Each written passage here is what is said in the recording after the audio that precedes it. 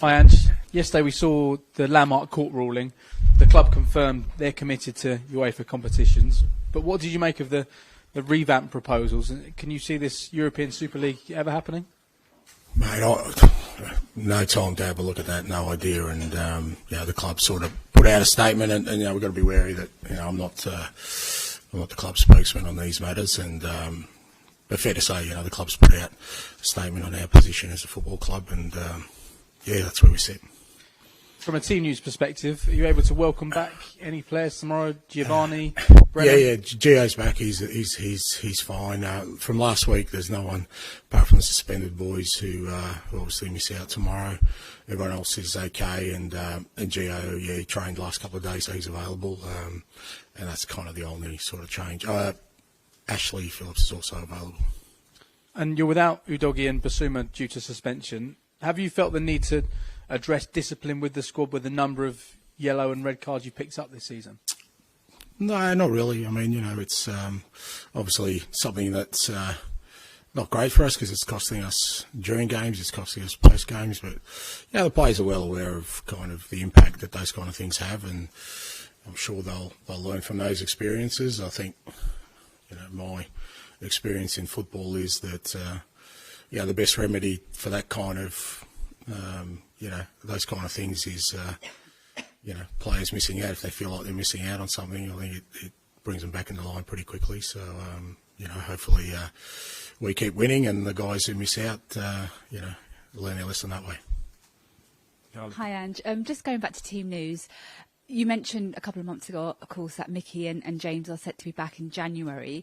Do you think it could be the early part of January that we could see them back in training, or do you feel it might be later on in the month? Hard to say. I mean, they're both rehabbed, and neither of them are anywhere near sort of training with the first team at the moment. So, if you look at timelines, Mickey and Matters did it pretty much in the same game.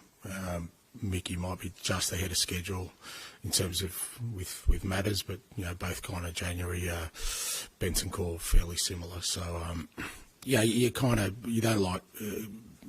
It's not about sort of trying to not give out information. It's just that these things kind of either accelerate or get delayed when you get into that final phase. And until I see them out with us, then it's hard for me to say. And in terms of your opponents tomorrow, Everton, since having that 10 points deduction, they've lost once and they've won the last four, haven't conceded a goal in those 4 matches as well. How impressed have you been with the way that Sean Dyche has seemingly galvanised that side? Yeah, no, and I think even before that, they were, I said if you take away a 10-point deduction, they'd be in a fairly good position in the Premier League. So they've been one of the more consistent sides all year. I think Sean's done an outstanding job. But when you do get hit with something like that, it's often the measure of the playing group and the manager, how they respond to adversity. And you've got to say their response has been first class. Obviously, the club and the fans were disappointed with the outcome, but he hasn't, and the players certainly haven't used it as an excuse for anything. And look, they're a good side. They're a really hard-working team. You've got to compete against them, and we're expecting a tough game tomorrow. Thanks, Ange. Ian, please. Hi, Ange. Merry Christmas. Super League, I know you've just spoken about it, but can I just ask you whether you think from your experiences managing around the world and now managing in the Premier League, whether anything like a European Super League can get off the ground and if Premier League clubs are not signed up to it? And kind of off the back of that, really, do you think the Premier League clubs would ever be interested in signing up to that? Well, I haven't given it that much thought. I think the response that it got the first time round is a pretty good indicator of where it sits within the football fraternity in general. That's always a pretty decent barometer. I always think that with these decisions or with these concepts, they're usually done in a room with people who sometimes are detached from what this game's all about. It won't surprise anyone that I'm fairly conservative with these things. I'm a traditionalist. I don't like the game changing too much. I don't like rules changing too much. But I guarantee you I won't be in that room when those kind of concepts are put together. So, but like I said, I think you've got a fairly good barometer of what the most important people, the fans, felt about it, and football people in general. So we'll see what the outcome is. You've had your blip, or seemingly had your blip, and you're still very much in there pitching. How pleased are you that you came through that sticky spell, and yet you're still very much in the conversation for top 4 or even better? Yeah, no, look, we've had to deal with our own adversity, and we're still dealing with it.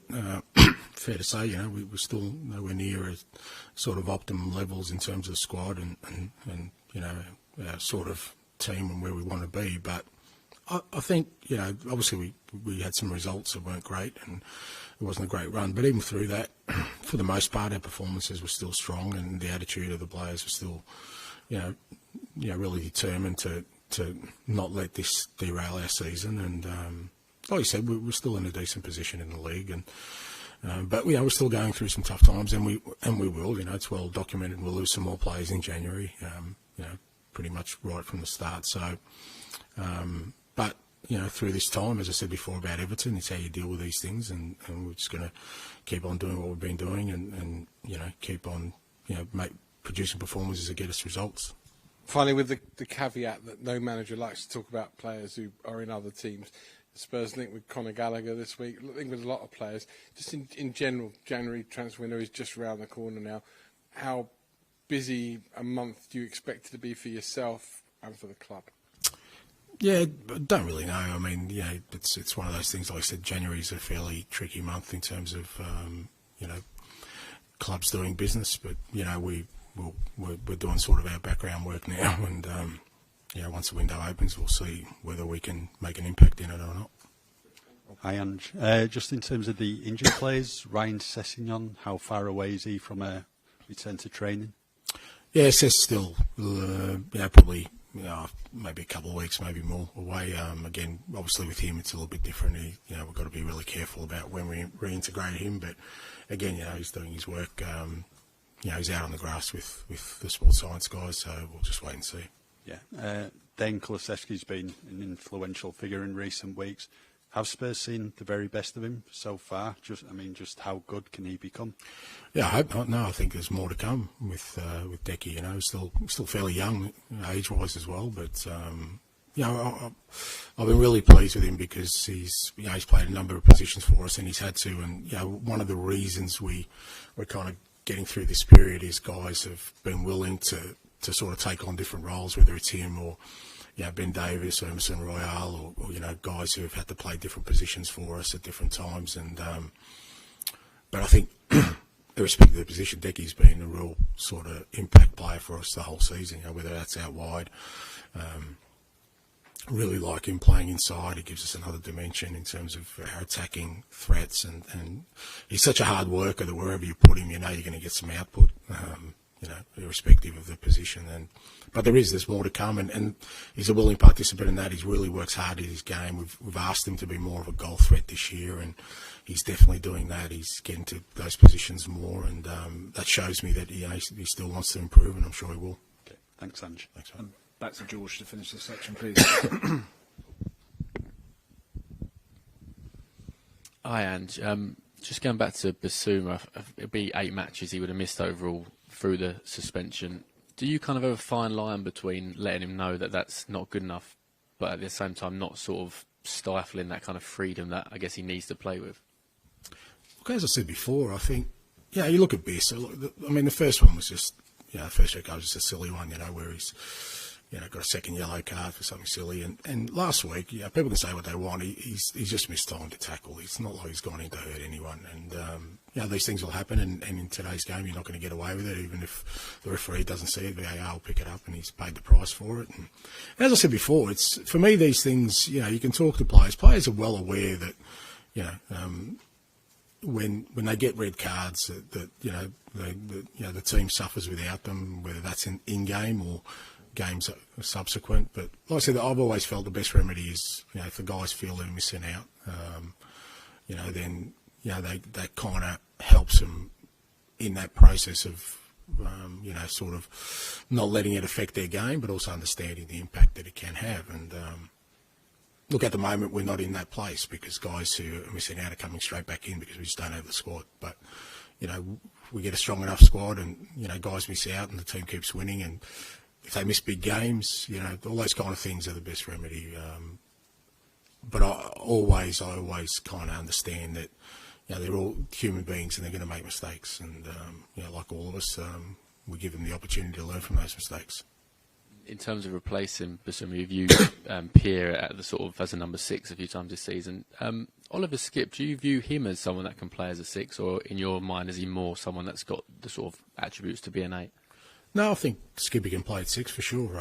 Yeah, I think obviously we've had Pierre there and Biss and even, you know, Bentancur when it comes back. So there's a fair bit of, you know, sort of flexibility in who we use there. And yeah, Skippy's had an important role for us. So most of the time he's been coming on in games where, you know, we really need some, you know, some energy further up the park, and that's what the role he's fulfilled. But no, he can play at 6, and he probably will play there. We've got 3 games this week, so probably will get an opportunity at some point in that position. And with Biss being away, you know, pretty much till the end of January, I'm sure we'll use him in that space.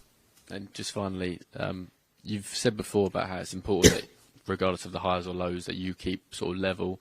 How hard has it been to kind of keep level when it feels like every week there's another kind of problem, I guess, to deal with?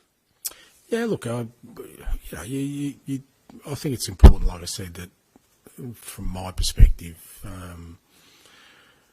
you know, you don't sort of deal in the extremes, because it is an emotional game, and there's enough people who get emotional about these things that it doesn't need me to add to that. And my job in the whole thing is to find solutions rather than sort of focus too much on the fallout from any issues we may have, because I guarantee you that, you know, once we get all the players back, there'll be something else that'll be an issue, and you just got to, like I said, it's important for the players and the staff that they know that through that process, my role is to try and sort of charter a way forward rather than sort of, you know, focus on, like I said, the fallout from any challenges we may have.